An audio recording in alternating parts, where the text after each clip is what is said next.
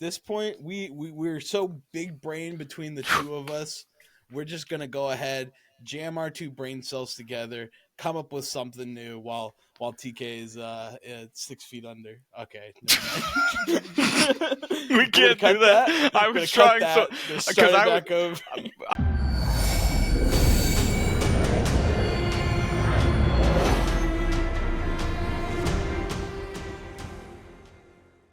Heyo, and welcome on to another episode of the Idiot Brewing Company.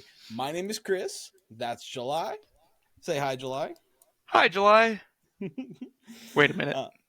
It's fine. Yeah, You can say hey to close, yourself. close, close A little bit enough. of self-love, we Yeah, preach self-love around here, except for when we yeah. don't. Oh So, no. anyway, it's just gonna be us two today. We decided TK is currently away right now, so we were like, you know what? We've got this really cool idea. I know the two colors that TK hates playing the most in the world is red and blue. Hates them. Worst colors imaginable. He doesn't Imagine adding a play. third color to that. Oh no, like black and Mm-mm. play Rogsai or something. Oof, That's no, a, wouldn't be TK. that sounds awful. Two Mm-mm. commanders that do nothing. Exactly. Yeah, he's Selesnya all the way Oh, through and through. he's a Yasharn main. And then nastiest Yasharn pilot I've known to this day. Yep. Um, Man, the first thing we're gonna hear when he comes back is, "I cannot stand for this slander." How dare you spread these lies about me? Well, I'll go ahead and pick us off. This week, we decided to go ahead and jump back on into Modern Horizons 3. I don't know if you know this, but the hurricane came through recently. And what do Oh yeah, hurricanes bring? sadness. Wonderful said. In our What else do they area, bring? What else do they bring, Chris? in our area, it brought a giant old storm. So today we're going to be playing some Is It Storm with Ral the Monsoon Mage. I like that. I liked it a little bit too much, so I had to throw you the curveball. Ral the Monsoon Mage is a one generic and one red legendary creature human wizard. He has the static text of instant and sorcery spells you cast one less to cast. Love that. And whenever you cast an instant or sorcery spell during your turn, flip a coin. If you lose the flip, Ral Monsoon Mage deals 1 damage to you. Boo. But if you win the flip, you may exile Ral.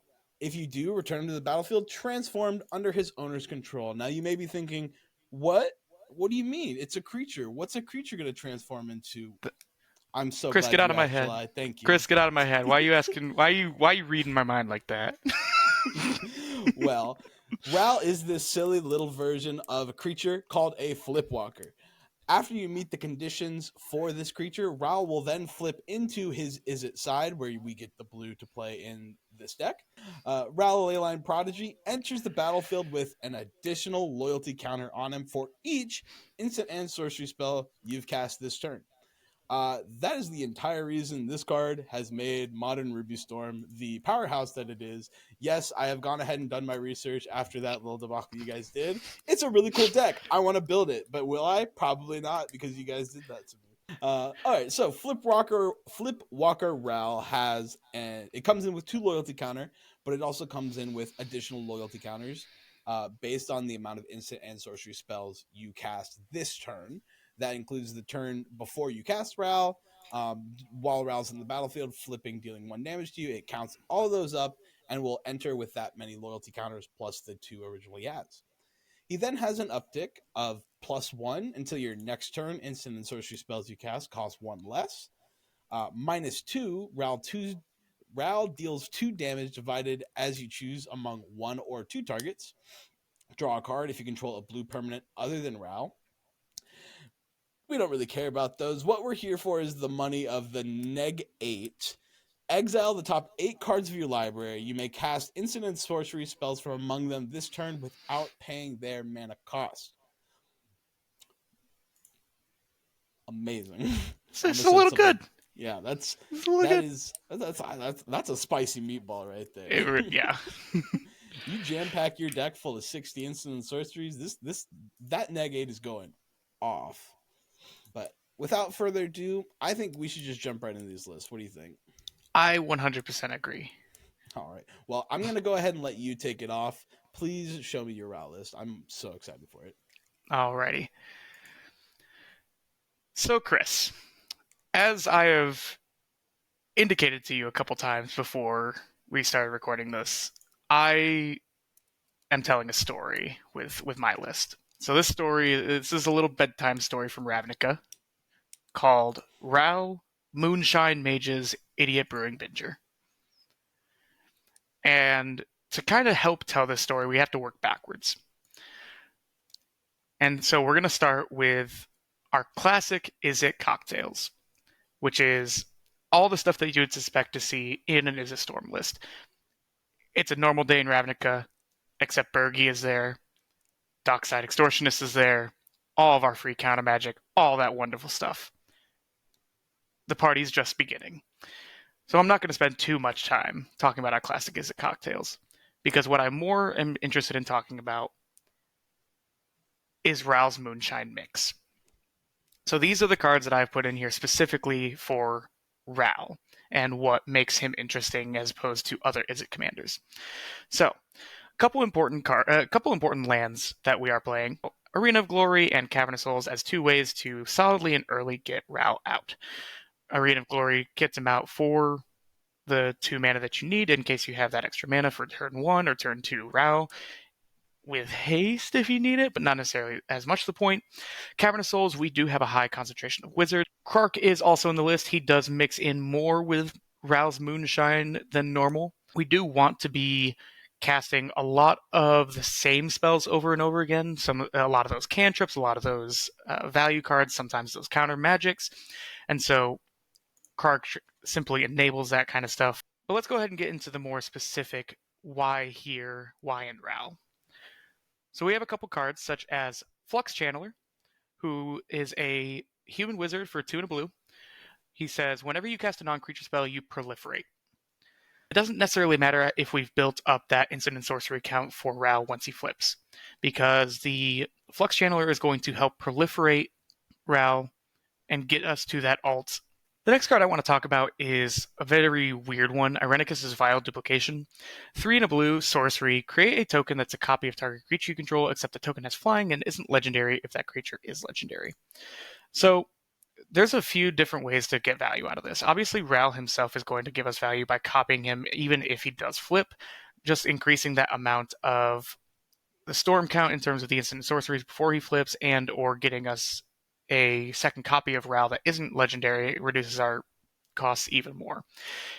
Beyond that is also just a useful card for copying any of our creatures. It's always good to have a second copy of Krark. It's always good to have a second copy of the Archmage Emeritus, Bergie, all that kind of stuff. Initially, the idea was to have something like Spark Double or maybe Sakashima in there. The reason I went with Irenicus' Vile Duplication is it is a sorcery. It does enable our commander. It does keep us going on the Spellslinger front. Another card that I wanted to talk about in Rao's Moonshine mix is Stormcatch Mentor. My apologies. It is a better Goblin Electromancer. It is the same cost as Goblin Electromancer, so it's a blue and a red. It has haste, and it has prowess. And it has the same Goblin Electromancer text of your instant and sorceries cost 1 less. This thing is nuts, because not only is it that cost reducer, it's basically a mana rock or mana dork for Is It, but it has prowess and haste. You drop that on turn 2, turn 3, you can start pressuring life totals pretty easily, because that prowess doesn't just trigger on the instant and sorceries. You drop the Stormcatch Mentor, you drop a couple rocks, you drop maybe 1 or 2 instants, suddenly you're swinging with a 5/5 on turn 2, which in the current meta, the life totals matter for a lot of decks. And so initially I was going to have Electromancer in here, but Bloomburrow has been so present in my mind especially that I could not shake this card out of my head. The other 2 cards that are in Rao's Moonshine mix are Lock and Load, which is a 2 and a blue sorcery that says draw a card, then draw a card for each other instant and sorcery you've cast this turn. It also has Plot, 3 and a blue, which means you can pay the plot cost at sorcery speed, and then on a later turn, you cast it for free as a sorcery.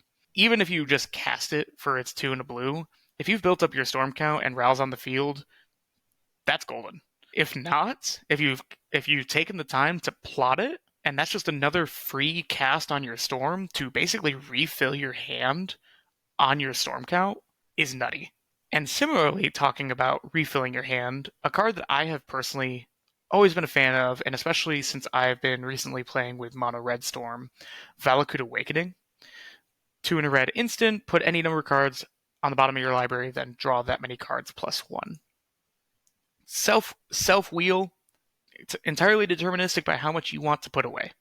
You don't have to put your entire hand away. You don't have to. You could have only Valakut in your hand, and it's still a cantrip. And worst case scenario, it's a land on the back. I see we've got the mix up of all the cocktails. What happens Yeah. afterwards? The same thing that happens after every binger with cocktails and moonshine. We have to deal with the hangover. Or more importantly, you guys have to deal with the hangover. And these are our win cons. So, we have a few different win lines in this deck. We have Underworld Breach lines, so we're playing the Brain Freeze, LED, Underworld Breach, classic loop, especially for Izzet. We're kind of in a position to just draw those cards pretty naturally. Good stuff. Dual caster lines. Again, we can tutor up the dual caster. We can tutor up the Twin Flame or Multi-Duplication. Easy enough. We are playing 2 cards that are not only synergistic with our commander, but are in themselves a Storm win con. And that would be Prologue to Pheresis, which is a 1 in a blue instant that says each opponent gets a poison counter, draw a card. The other one is Radstorm, a 3 colorless in a blue instant that says Storm, Proliferate. Alright, that's just funny. So again, we are building up Storm count. We are building up all these things. An early Prologue to Pheresis is not going to draw that much attention. Okay, just poison counter, each player gets a card. Bad cantrip on its face. But we're playing a Planeswalker commander. We already want to be ulting it. Why not play into that proliferate effect a little bit? We're playing because not only can you, with proliferate, you don't have to choose one thing you're proliferating. So if your storm count is still rather low and you know you can get your Radstorm back later, go ahead and cast Radstorm, get those poison counters up a little bit, get Ral up a bit, and just move on. I've seen so many people use other people's storm counts for their benefit. Radstorm is, I think, another way to do it in this list especially. Displacer Kitten is a phenomenal card. I don't think I need to talk too much about how powerful it is, but I am going to talk about why this is actually a win con for our list. If you have enough of a storm count and you have Displacer Kitten on the field, you can present a loop wherein you ultimate Ral, cast one of the things, flicker Ral with Displacer Kitten, cast another one of those things, immediately flip Ral over, and immediately ult Ral again. That's okay. That's pretty sick. I can't lie. It's non-deterministic because Very there's much always so. the chance, you flip your Ral, right? There's a chance you don't flip your Ral because it is a coin flip. Sure. You're banking on having the Krark's Thumb out or being able to cast multiple instances of sorceries. But like the non-deterministic, I'm gonna go ahead and play the rest of my deck is very cool, and I like that. It's not something I thought about when building my deck, but Yep. it's very funny. I wish I could take credit for that idea. I regret with all my heart and soul that I couldn't find the name of the user on Moxfield, but I was browsing Moxfield lists for ideas for Ral, and in someone's primer, they had mentioned that it was non-deterministically infinite. I was like, no way, no, wait. He's This cooking. is so dumb. He's got something. This guy's cooking. I don't know what he's doing. I don't know what he's on, but he's cooking. Or she. I don't know. Or they. But yeah.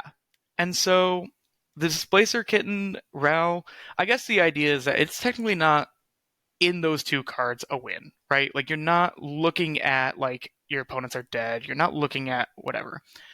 But this is absolutely going to find you something to win with. It's going to find you your breach combos. It's going to find your dual caster combos. It's going to find the prologue Radstorm combos. It's gonna find something. This looks really fun. I can't lie. The what the lock and load, as I was looking through, I saw that and I was like, oh my gosh, that is so good. Because one, like you said, you can just pot it and cast it later and just like, oh yeah, cool. Look, the mouse control we put aside. Here we go. Yep. I'm gonna cast this now. And I'm gonna do things. I'm gonna keep drawing more cards. Or just like as you said, it's like, ooh, I'm running low. I'm storming out. I'm down on cards. Ooh, sweet, cool. Lock and load. Go right Yep. again. All right, here we go. Here we go. Here we go. Yep. It being 3 mana, which mainly means that it's going to be 2 mana with Ral. Mm-hmm. 2 mana draw a lot seems good. Pretty spicy. Pretty spicy. I like it a lot. Arenicus's file duplication is interesting. You get to copy your Quarks. You can copy Displacer Kitten, which is silly as well. Yep. You've got a lot of juicy targets for it in here. So that is also something. Bergie, like there's a lot of things you get to copy with that, and I think it's almost never going to be a dead card in your hand, which is really cool. I wish it said any creature, not just one you control, but yeah, we can't have a cake and eat it. Like, yeah, I'm asking for too much at that point. I had to sacrifice better efficient clones for what I thought might be more synergistic with the deck. And I think the Vile duplication is on the right track. I think so, because like you said, your deck is going to want to cast Route early, right? It's one of it's a version of the deck that doesn't mind getting your commander out to help enable your lines as the game progresses. So really, this is always going to be a 3-drop for the most part. So like you're looking at a slightly worse metamorph because it doesn't copy your opponent's things, doesn't copy artifacts, but it has the blue mana symbol. But other than that, like, you know, it's always going to be that, and it has the possibility of being even cheaper when you get the this silly little otter guy. Yeah, I love that little otter guy. I remember when that card got spoiled. I think the exact words out of my mouth were "Rest in peace, Goblin Electromancer." One thing you did not mention that is a spicy include, and I know that you were talking with Jordan about this, is Ral Crackling Wit. You have 2 copies of Ral in here. Oh yeah! Oh, I forgot. That's right, Otter Ral. Yeah. We don't. He got really deep into his drinks and planeswalked Bloomburrow along this journey. And Ral Crackling Wit, I mean, I think, God, how do I even start talking about this card? When the spoilers hit and I saw those words, it gets a loyalty for every instant and sorcery you cast. Is it instant and sorcery or is it non-creature? It's non-creature. Oh! Straight up non-creature. Wizards, I love you. I really do. Thanks, Wizards. Hey, Wizards, you got it right this time. Yeah. I normally, I know I talk a lot of bad things about your power creep, but this, you get a pass on this one because, man, this is spicy stuff. Okay. In the realm of CDH, you're almost never ultimating planeswalkers unless you get something silly like our Commander Ral. But man, the dream of that -10 on this Otter Ral. Yeah. Oh man, Lightning Bolt. I've cast 10 spells. Bang, bang, bang, bang, bang, bang. And one thing I was thinking about too, it's a lightning rod for your opponents. They got to pick. I mean, because we know that, yes, the creature meta is kind of increasing and all that, but at the end of the day, they're going to have to pick which Ral to swing at. Yep. And this one gives you a body to protect it. For its uptick. A prowess body. Yeah. So, like, you know, that's pretty good. That's pretty good. I can't lie. I have Nexus of Fate in here. What? Why? Now, Chris, you might be asking yourself, why do you have Nexus of Fate here? No, I did. I just asked that out loud. Why? This is a 7-mana instant, July. I'm Okay, waiting. Go ahead. so this is a way to not deck ourselves with the Displacer Kitten Ral lines. Because in theory, once we get that online, we're going to find ourselves in a scenario where we're going to run out of cards in our library. Nexus of Fate, we can cast for free out of the exile from Ral. It will shuffle back into our library. We'll always have one in there, which means that also, no matter what, we'll always have a spell to cast from Ral to flicker the Displacer Kitten, flip the coin. Is it the best option for it? Probably not. But given the fact that Ral does exile all 8 of those cards and only lets you cast the instants and sorceries out of them, it means that we're going to run out of deck fast. So, for example, yes, we can probably hit our breach lines out of there, but God, I hope I've already got Underworld Breach on the field. God, I already hope I have a Dualcaster on in my hand. Mm-hmm. Like these cards, like Ral does present us with a scenario where we can't access 2 of, I would say, our best win lines, which is the Breach and the Dualcaster. So we need to find a way to win otherwise, which is why I put the Nexus of Fate in there, because it's a way to continue to cycle through our library. It always puts a card back into our library if someone tries to Cephalid Coliseum us. Granted, it's only 1 card, but it's that kind of redundancy that kind of helps us deal with a situation that we might find ourselves in. Okay. After explaining it like that, that's pretty good. You can then, after you've exiled your entire deck, you can say, okay, present loop of infinitely casting Nexus of Fate, generate infinite storm count. Oh, cool, there's a grape shot. Yep. Are you running grape shot specifically? Yes, Yeah, grape shot is thank here. Yep, it's in my classic as a cocktails. Don't worry. Okay, thank God. But yes, you never know with you. I was about to say, if you put Radstorm in here and not Grape Shot, I'm gonna have to take you out back, and we're gonna have a serious conversation. Yep.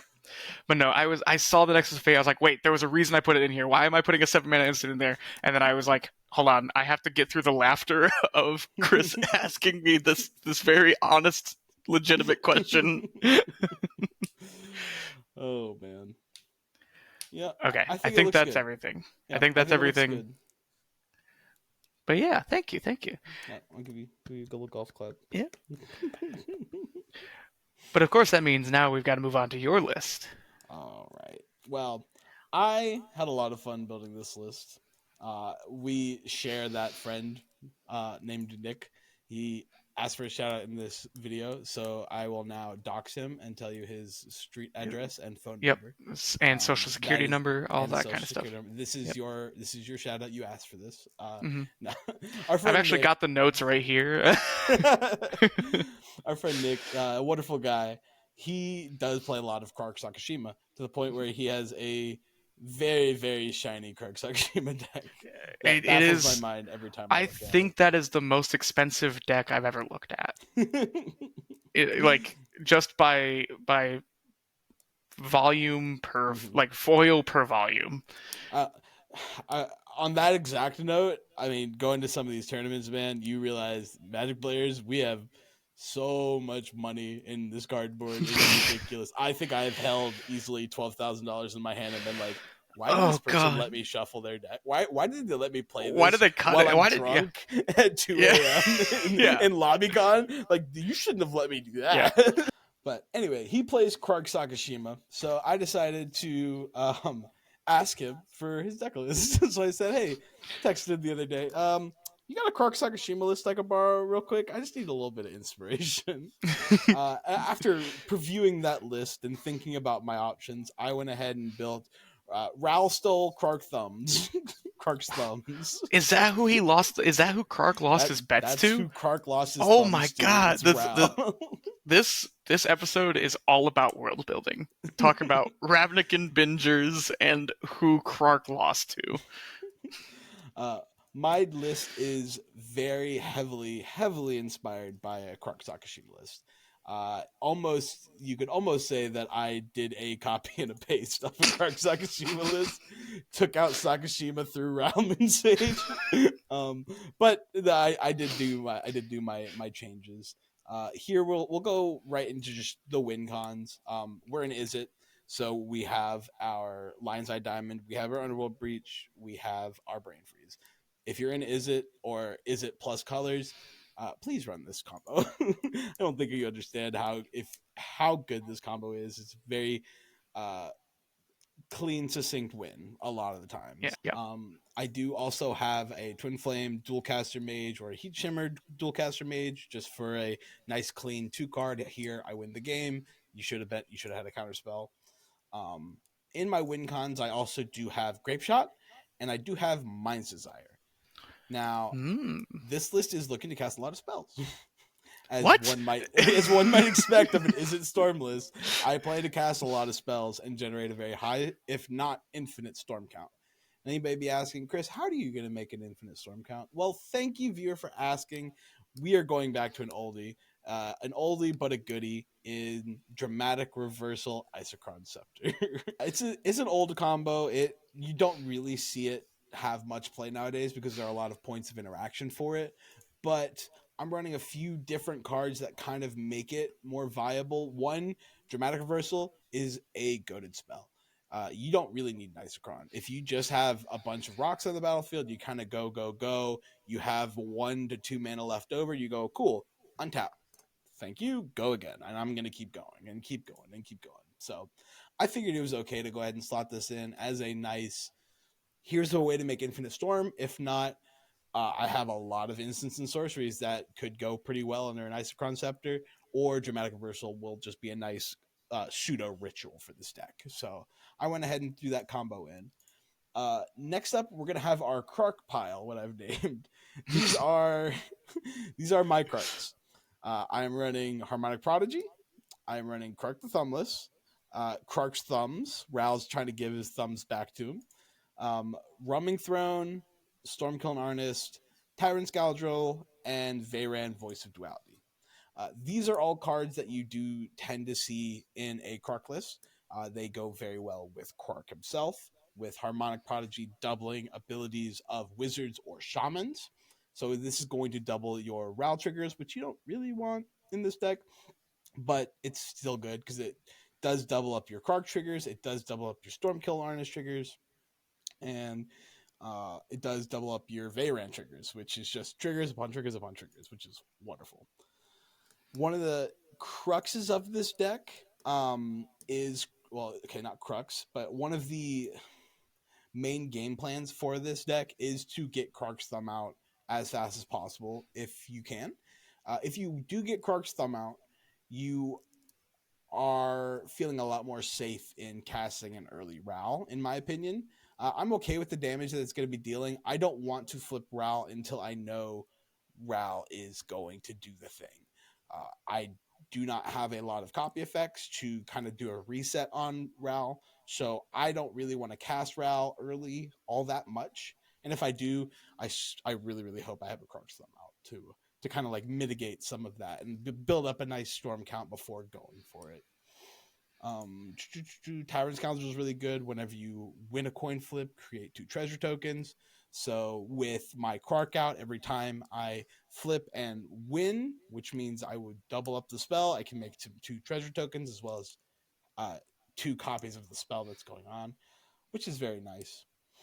Card draws, we are running, the One Ring, Archmage of Emeritus.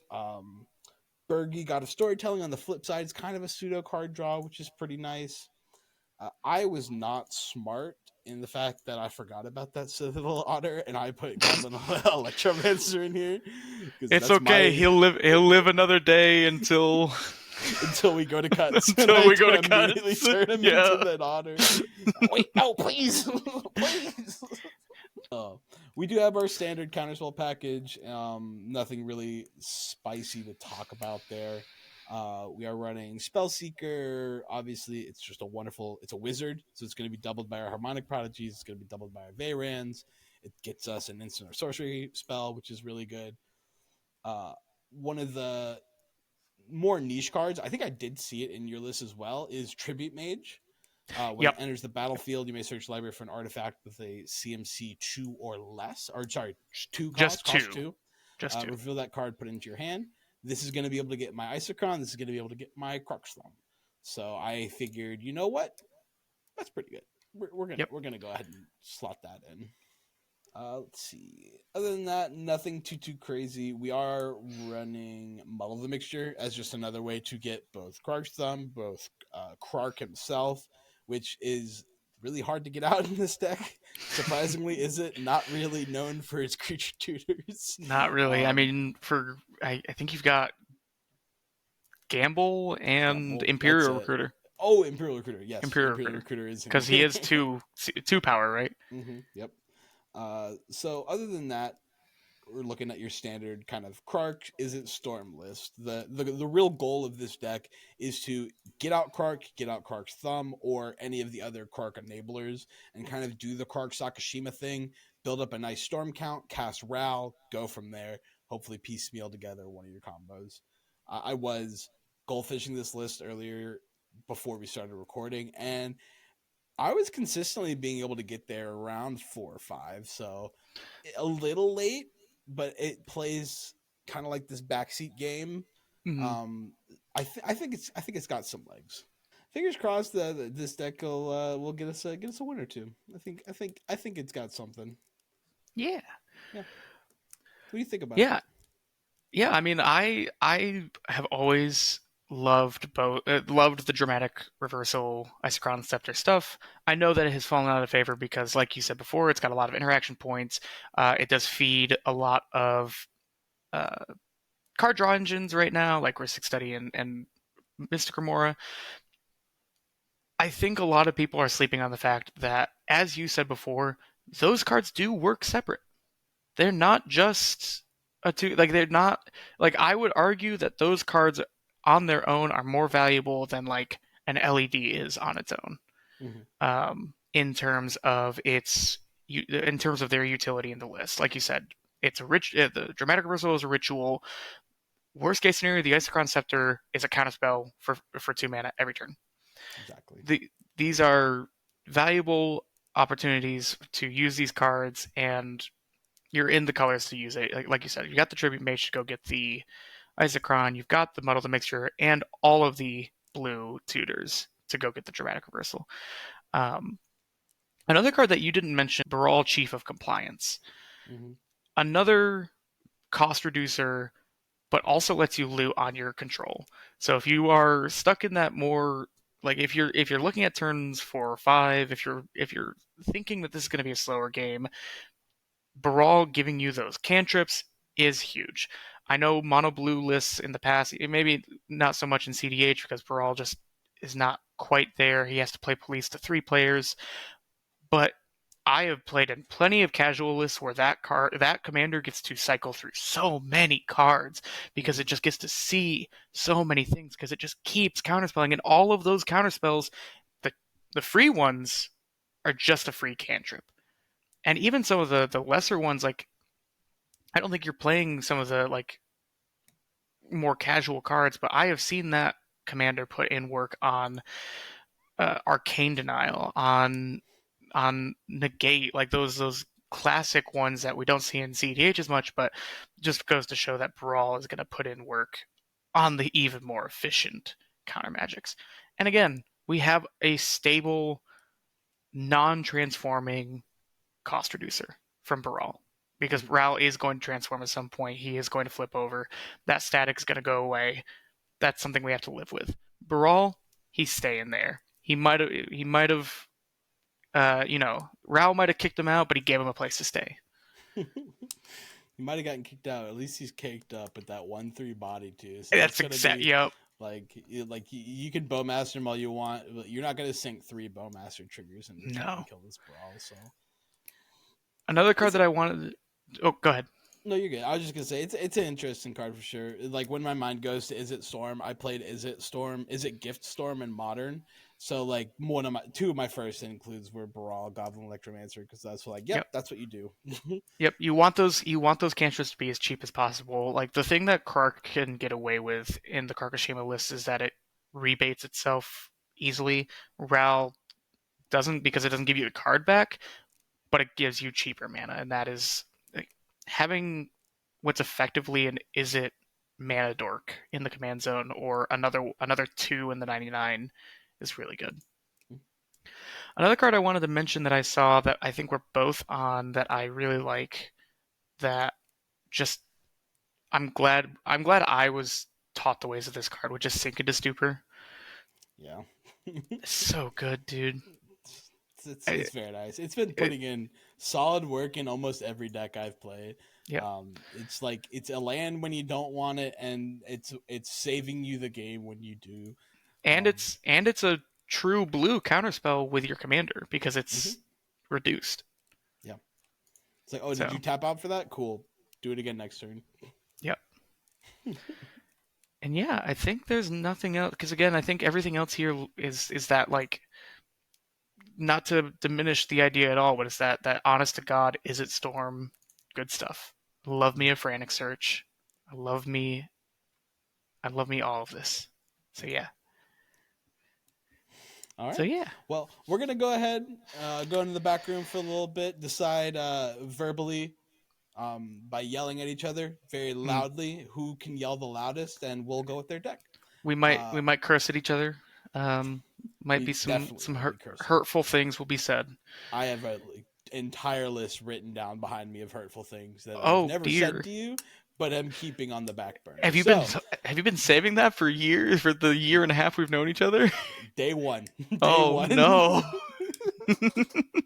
Yeah, we'll be back when we'll go ahead and decide whose list we're going to run as well as the cuts we made. So, see you soon. All right. Well, we've gone ahead and talked out back, and I didn't know you had such a long list. You were, I you didn't tell you about my list. didn't. It was like Mm. single space type 8. You just had so many mean MLA things to say format about too. I me. don't think you saw. I did. It was one of the things. It's one of the things you added it at the end and said my list wasn't in MLA format, and it made Yep. me cry. I But knew. I knew ahead of time. you got me. I, I I grabbed a box of tissues. I wiped my tears, and we've gone ahead and chosen July's list. Mhm. Please don't make fun of me anymore. I can't handle Can't it. do it anymore. I can't do it anymore. Please. We've gone ahead and scoured through their list, and we've made a few different cuts. I'm gonna go ahead and talk about them now. We took out Ledger Shredder. This deck is not really trying to grind value over the mid to late game. It's more trying to just present its win on its own turn rather quickly. So I figured taking out incremental card advantage over time is probably for the best.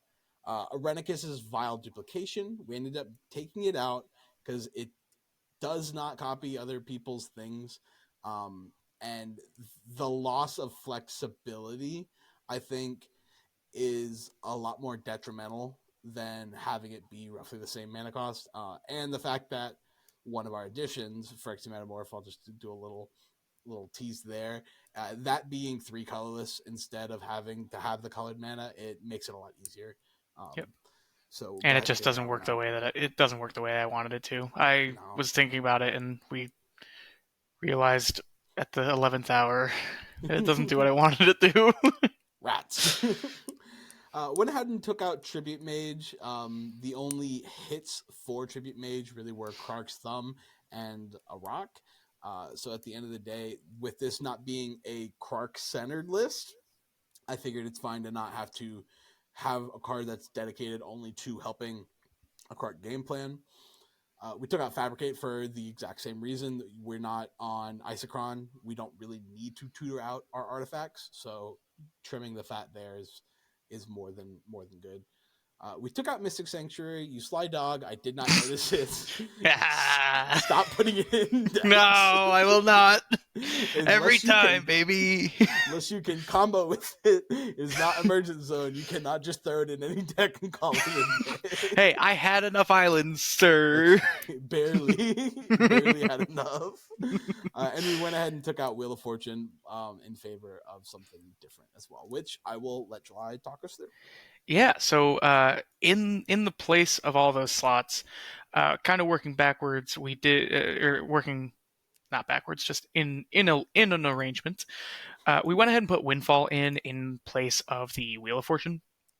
The idea mainly being like so both of those cards are phenomenal, and we did spend like 5 minutes talking back and forth about what are the pros, what are the cons of each of them. For this list specifically, and in our mindset of what the Izzet Storm game plan wants to be doing, we are more likely to have less cards than our opponents than the other way around, especially if our opponents have some kind of card advantage engine like the Ristic Study, the One Ring, all that kind of stuff. So Windfall is more often than not going to benefit us and get us back on the even playing field than it is hurting us. Because I don't think there's ever a scenario where we want to Windfall with us already having 10 cards in our hand. Whereas Wheel of Fortune is just that static number. Again, 7 is a great number. There's a reason we start with it in the game. It's just that minor variability of how our deck wants to play is why we went with that switch. We went ahead and put in Mog Salvage. I think that this is a phenomenal card for any deck that is trying to get those storm count up. You're always going to see islands across the table, and we are not mono red. My Ashling list is mono red. Ral being the two colors means that we are almost always, if not always, going to have the mountain to keep it online. So it is just a free instant. Sure, it doesn't hit nearly the number of things we want it to. Like, it's only hitting artifacts, but sometimes those artifacts are game changers. And more importantly than not, it's a free storm count build up. So we went ahead and put that in. Same thing with Submerge, a little more variable, but with the prevalence of the Nadu lists and Kinnin and any Thrasios list under the sun, that same thing for Mog Salvage, where your opponent has to have a forest. We're almost always going to see that. So another free spell to cast for our storm count is always going to be good. The other card we put in here was Muddle the Mixture. So Muddle the Mixture hits so many things that we want to be searching for. It finds us Dockside. It finds us Krark. It finds us so many counter spells. And more importantly, it finds us Breach. We cannot regularly find Breach in Izzet. That is kind of what I was saying earlier when we were talking about Breach. That's kind of where I think the Breach line falters the most in these specific colors, is that we can't reliably search it. But Muddle gives us that way. It gives us a solid way. It gives us a almost entirely uncounterable way. If someone throws a Stifle at us in CEDH, I'm packing up. That's the honest God's truth. Genuinely. but I mean, beyond that, like, we're gonna be getting any 2-drop in the deck that we want. When we cut Tribute Mage, this is in every way everything Tribute Mage is doing for us, and so much more. Let's see, what else do we put in here? We put in the Phyrexian Metamorph, as Chris mentioned earlier, that little teaser for you. It's just solid. 3 mana, any artifact, any creature on the field. You can't go wrong with it. And Chris loves appealing to my clone heart. The last card we put in here was Dispel. Just another efficient counterspell.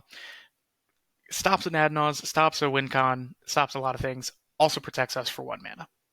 Anyone tries to throw a Mindbreak Trap at us, anyone tries to throw any of their kind of magic at us, 1 mana, unconditionally, go away. It's just solid. And it increases that instant and sorcery count, which that's always what we want to do in an Izzet Storm list. Cannot speak today. I spent all my speaking earlier. I think I'm on phones all day long. That's true. Yeah, I do not envy you, sir. But yeah, I think that is all of the changes that we made to this list. And I guess that puts me in the hot seat, right, Chris? It does. You are going to be the center of attention when it comes into our next Idiot Gauntlet list. Idiot Gauntlet episode that will be coming out next week. Are you excited? You think you're gonna take a W? I think so. I know I've mentioned it a couple times. I've been recently messing around with the new mono red Ashling. If you want to give me blue for the same deck, I ain't gonna complain. I've already got the reps in. Golden. There you go. Well, I think that's it for the video today. We've got a nice list, a succinct 100 cards. Um, we're excited to take this into the gauntlet, see how it fares up against some some true tried and tested decks. I'm going to be playing mono white, only deafening silence. So hope you have fun with that. I'm just kidding. No! I'm gonna do mono white stacks where you can only cast one No! spell per turn. Plot twist, it's going to be you on mono white stacks. Wounded's going to come back with Balin. And what's a third stack? Quick, name one. They Go. don't exist. Go. They don't exist. Oh, man. I got blue-eyed Heliod. What's the I dumb am. cat that the Jetmir cat? Jetmir. The Jetmir cat.